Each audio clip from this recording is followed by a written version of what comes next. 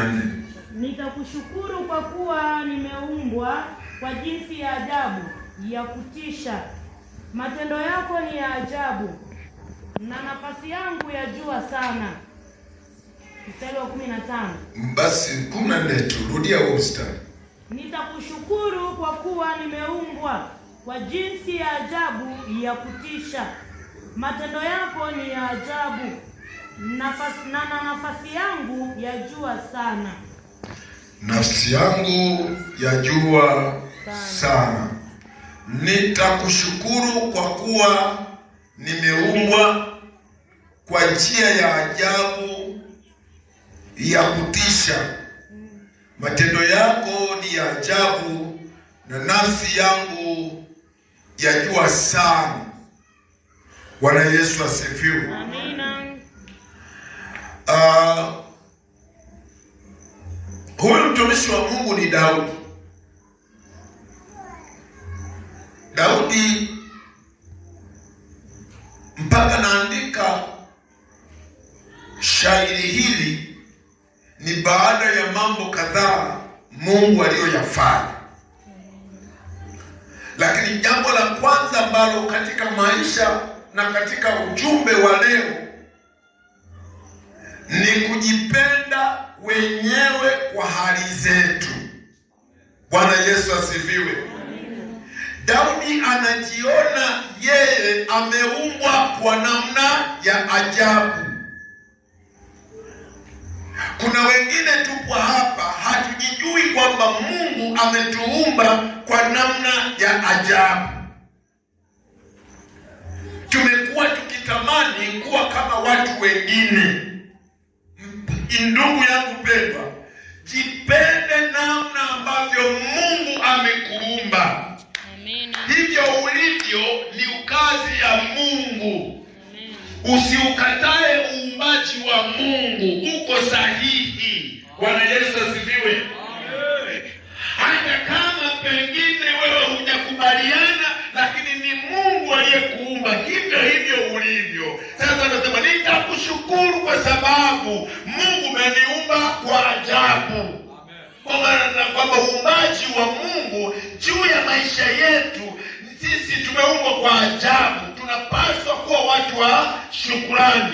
Mtu ambaye hana shukrani hatambui upendo wa Mungu. Daudi anasema nitakushukuru kwa kuwa umeniumba kwa ajabu. Bwana Yesu asifiwe. Jina la Bwana libarikiwe. Watu wengine hapa wanielewe. Bwana Yesu asifiwe. Rudisha ufahamu wako, nazungumza na wewe mwanadamu uliyeumbwa na Mungu. Unapaswa kushukuru maana umeumbwa kwa ajabu. Hujafananishwa na kitu kingine chochote. Unapaswa kujipenda kwanza wewe mwenyewe. Utambue vile ulivyo. Hata unapokuja kufanya ibada, fanya ibada ukijua mimi katika hii ibada ninamwakilisha Mungu katika uumbaji wake. Wewe ni mtu muhimu sana. Namna ulivyoumbwa wewe, umeumbwa kwa viwango vikubwa mno.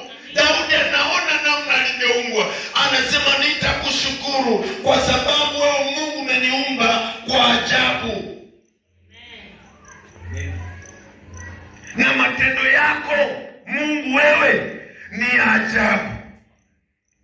Sasa ni vizuri sana muumini ama Mkristo kumshukuru Mungu. Usimchukie Mungu.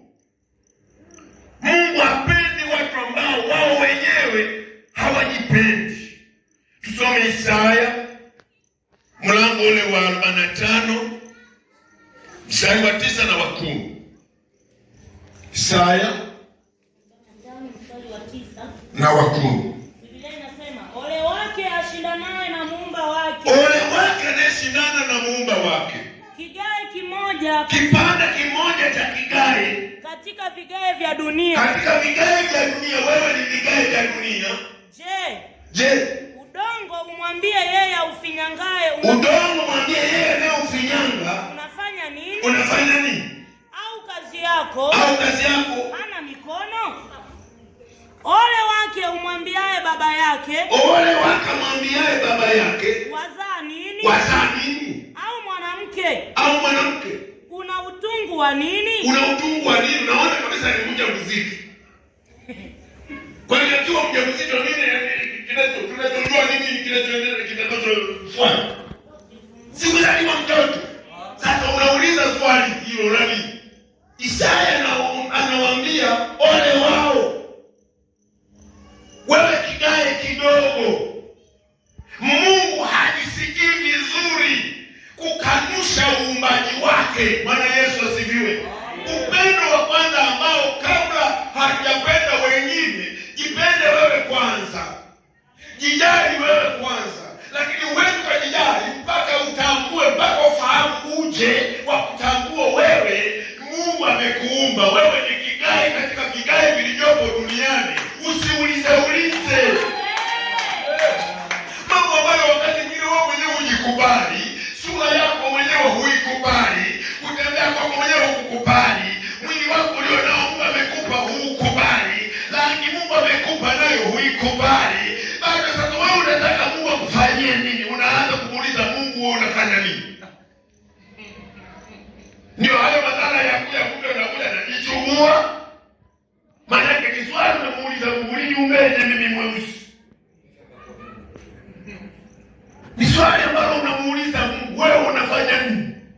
Unafanya nini? Wewe kigani unamuuliza Mungu yule anayeumba anayetengeneza kichungu kinasema unafanya nini?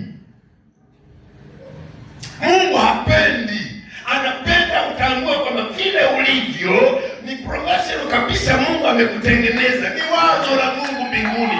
Mungu alikaa mbinguni akasema na tuumbe mtu kwa mfano wetu. Maana kazi yake yeye ikamilika. Uko salama. Unapaswa kumshukuru Mungu. Jambo la kwanza Mungu analotambua, wewe kwanza ujipende. Amina. Bwana Yesu asifiwe.